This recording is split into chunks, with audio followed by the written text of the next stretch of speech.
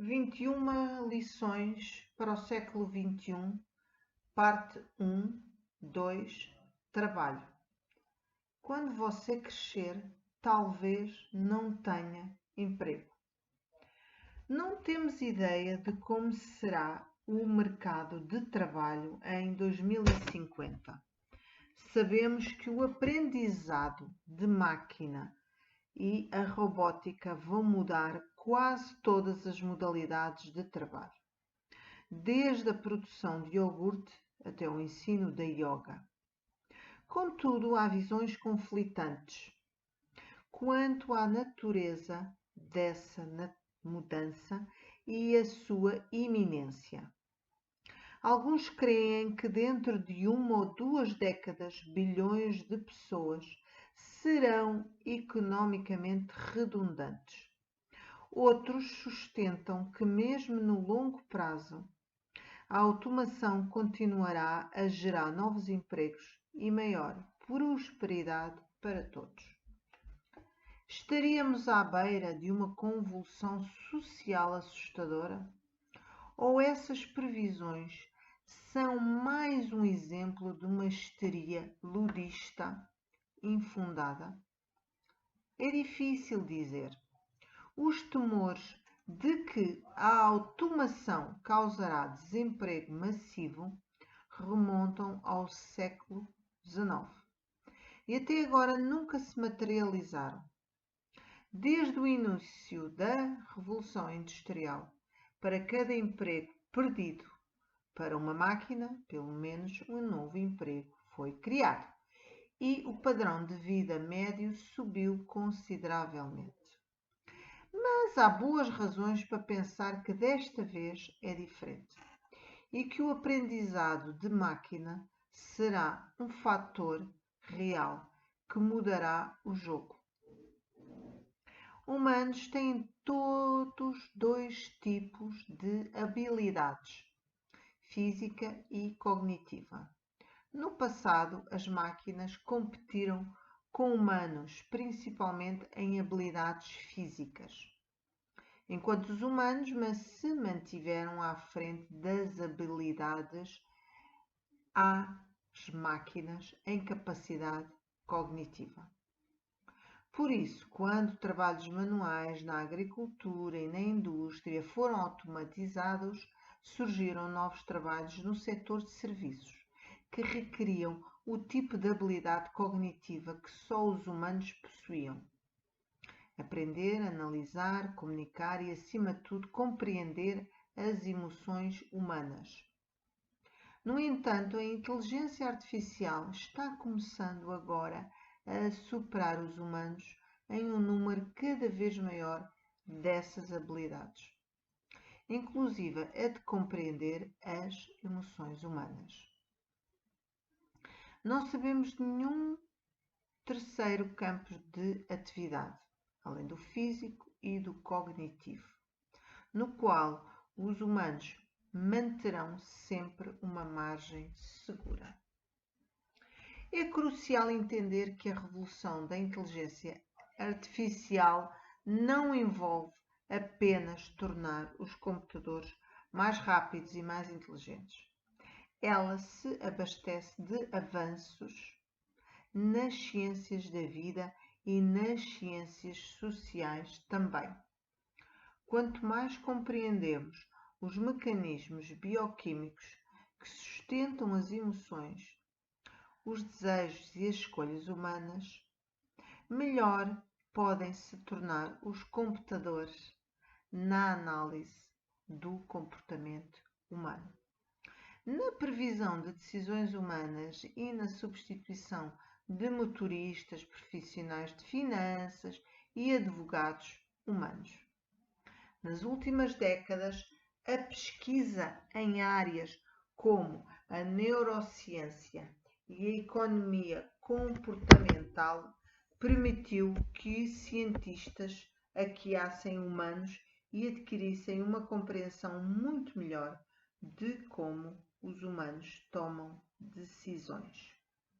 Constatou-se que todas as nossas escolhas, desde comida até parceiros sexuais, resultam não de algum misterioso livre-arbítrio, e sim de bilhões de neurónios que calculam probabilidades numa fração de segundo.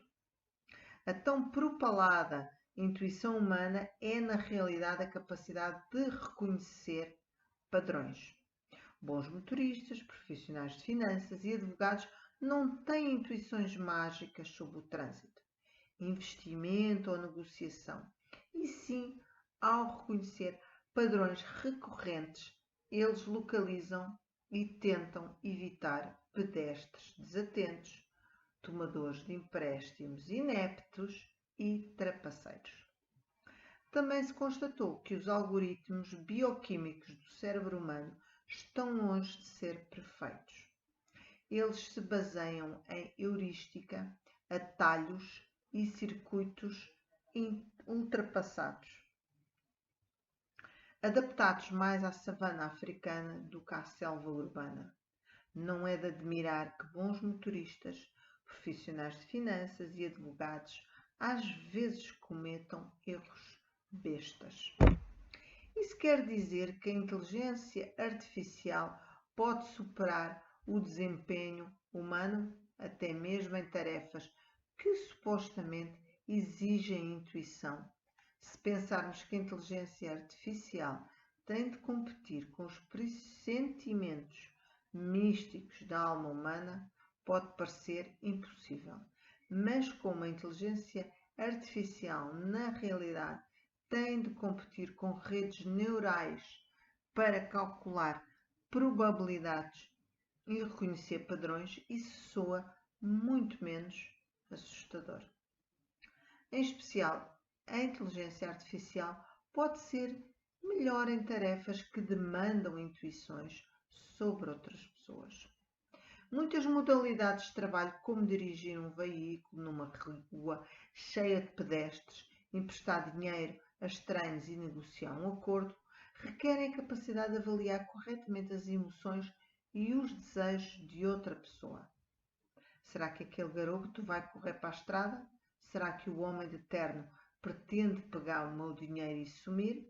Será que aquele advogado vai cumprir suas ameaças ou só está blefando? Quando se pensa que essas emoções e esses desejos eram gerados por um espírito imaterial, parecia óbvio que os computadores nunca seriam capazes de substituir motoristas, banqueiros e advogados, pois como poderia um computador compreender o divinamente criado espírito humano? Mas se essas emoções e esses desejos, na realidade, não são mais do que algoritmos bioquímicos, não há razão para os computadores não decifrarem esses algoritmos. E até certo ponto, melhor do que qualquer Homo sapiens. O motorista que prevê as intenções de um pedestre, o profissional que avalia a credibilidade de um tomador potencial e o advogado que é sensível ao humor reinante na mesa de negociação, não se valem de feitiçaria, sem que eles saibam o cérebro deles está reconhecendo padrões bioquímicos ao analisar expressões faciais, tons de voz, movimentos das mãos, até mesmo odores corporais. Uma inteligência artificial equipada com sensores certos poderia fazer tudo isso com muito mais precisão e confiabilidade do que um humano. Por isso, a ameaça de perda de emprego não resulta apenas da ascensão da tecnologia da informação, mas da sua confluência com a biotecnologia. O caminho que vai do scanner de ressonância magnética ao mercado de trabalho é longo e tortuoso, mas ainda assim poderá ser percorrido em poucas décadas. O que os neurocientistas estão aprendendo hoje sobre a amígdala e o cerebelo pode permitir que os computadores superem psiquiatras e guarda-costas humanos em 2050. E a inteligência artificial não só está em posição de hackear humanos e superá-los no que eram até agora habilidades exclusivamente humanas, ela também usufrui de modo exclusivo de habilidades não humanas, o que torna a diferença entre a inteligência artificial e um trabalhador humano uma questão qualitativa, não apenas quantitativa. Duas habilidades não humanas especialmente importantes da inteligência artificial são a conectividade e a capacidade de atualização. Como os humanos são seres individuais, é difícil conectar um ao outro e se certificar de que estão todos atualizados. Em contraste, computadores não são indivíduos e é fácil integrá-los numa rede flexível. Por isso, estamos diante não da substituição de milhões de trabalhadores humanos individuais por milhões de robôs e computadores individuais, mas provavelmente da substituição de humanos individuais por uma rede integrada, no que diz respeito à automação. Portanto, é errado comparar as habilidades de um único motorista humano com as de um único carro autodirigido, ou as de um único médico humano, ou as de um único médico de inteligência artificial. Em vez disso, deveríamos comparar as habilidades de uma coleção de indivíduos humanos com as habilidades de uma rede integrada. Por exemplo, muitos motoristas não estão familiarizados com todas as regras de trânsito e frequentemente as transgridem.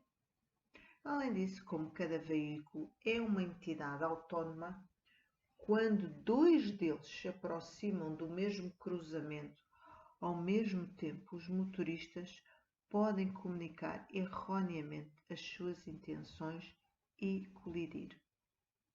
Carros autodirigidos, em contraste, podem ser conectados entre si. Quando dois desses veículos se aproximam de um único cruzamento e mesmo cruzamento, eles não são entidades separadas, são partes de um único algoritmo. As probabilidades de que possam se comunicar erroneamente e colidir são, portanto, muito menores. E se o Ministério dos Transportes decidir mudar qualquer regra de trânsito, todos os veículos autodirigidos podem ser atualizados com facilidade e exatamente no mesmo momento, salvo a existência de algum bug no programa. Todos seguirão o novo regulamento à risca. Da mesma forma, se a Organização Mundial de Saúde identificar uma nova doença, ou se um laboratório produzir um novo remédio, é quase impossível atualizar todos os médicos humanos quanto a esses avanços. Em contraste, mesmo que haja 10 bilhões de médicos de inteligência artificial no mundo, cada um monitorando a saúde de um único ser humano, ainda se poderá atualizar todos eles numa fração de segundo e todos serão capazes de dar uns aos outros feedbacks quanto às novas doenças ou remédios. Essa vantagem potencial de conectividade e capacidade de atualização é tão grande que, ao menos em algumas modalidades de trabalho,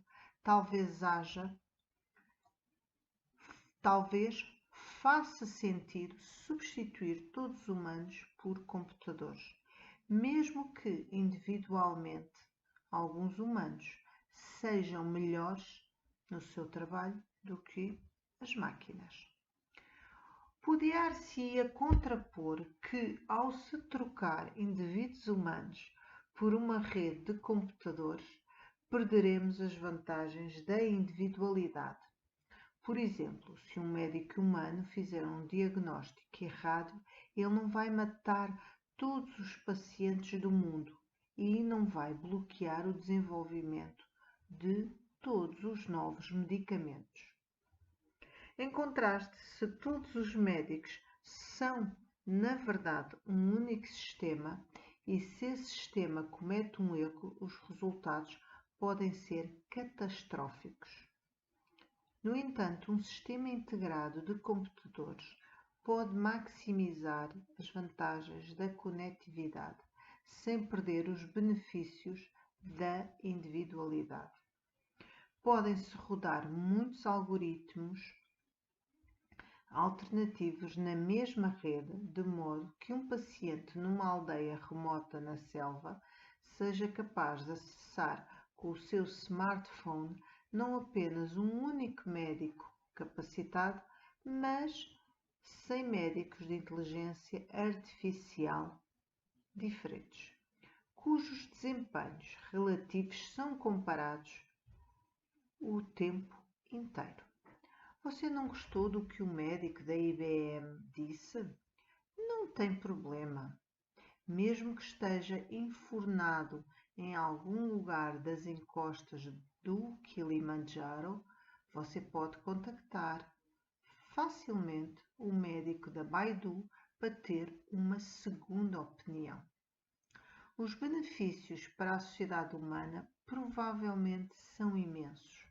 A inteligência artificial em medicina poderia prover serviços de saúde muito melhores e mais baratos a bilhões de pessoas, especialmente para as que hoje não têm acesso algum a esses serviços.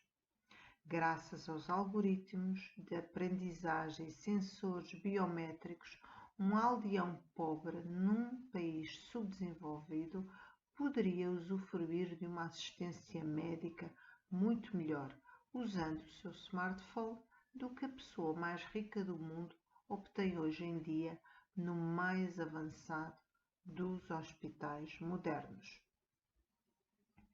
Da mesma forma, veículos autodirigidos poderiam oferecer às pessoas serviços de transporte muito melhores e reduzir a taxa de mortalidade por acidentes de trânsito. Hoje, cerca de 1,25 milhão de pessoas morrem todo o ano em acidentes de trânsito, o dobro das mortes causadas por guerra, crime e terrorismo somadas. Mais de 90% desses acidentes são causados por erros humanos. Alguém que bebeu e dirigiu, alguém digitando uma mensagem enquanto dirige, alguém que adormeceu ao volante, alguém sonhando acordado em vez de prestar atenção à estrada. A Administração Nacional de Segurança de Trânsito em Estradas dos Estados Unidos estimou que, em 2012, 31% dos acidentes fatais no país envolveram uso abusivo de álcool, 30% envolveram excesso de velocidade e 21% envolveram desatenção do motorista. Veículos autodirigidos nunca farão nada disso, embora tenham seus próprios problemas e limitações. E embora alguns acidentes sejam inevitáveis, espera-se que a substituição de motoristas humanos por computadores reduza mortes e ferimentos na estrada em cerca de 90%. Em outras palavras, a mudança para veículos autónomos pode poupar a vida de 1 milhão de pessoas por ano. Por isso seria loucura bloquear a automação em campos como o do transporte e o da saúde. só para proteger empregos humanos. Afinal, o que deveríamos proteger são os humanos, não os